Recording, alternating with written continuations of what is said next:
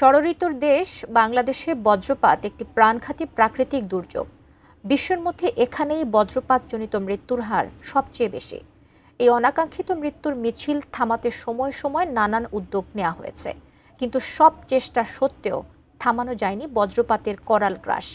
বরং বজ্রপাত ঠেকানোর নামে গচ্চা হয়েছে কয়েকশো কোটি টাকা। বিস্তারিত শিহাব ইসলামের ডেস্ক রিপোর্টে। ষড়ঋতুর দেশ বাংলাদেশে বজ্রপাত এখন মরণঘাতী প্রাকৃতিক দুর্যোগে রূপ নিয়েছে।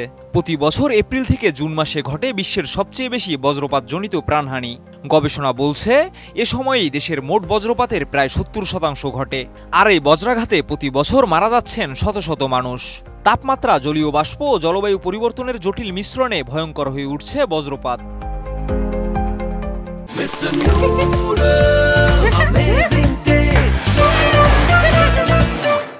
এই ভয়ঙ্কর দুর্যোগ ঠেকাতে গেল এক দশকে নেওয়া হয়েছে নানা প্রকল্প, কিন্তু বাস্তবে মিলেছে হতাশা।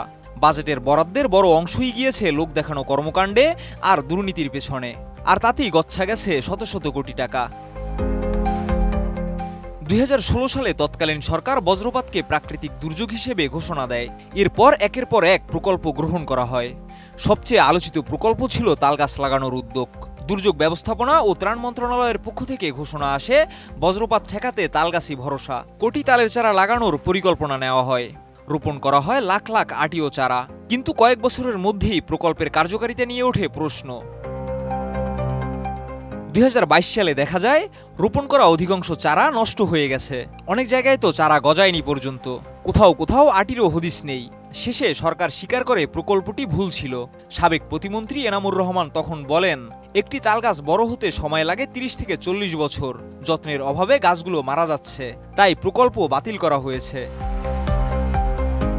তালগাছ প্রকল্প ব্যর্থ হওয়ার পর নতুন করে আরও ১৯০০ কোটি টাকার প্রকল্প হাতে নেওয়া হলেও সেটি থেমে গেছে মাঝপথেই।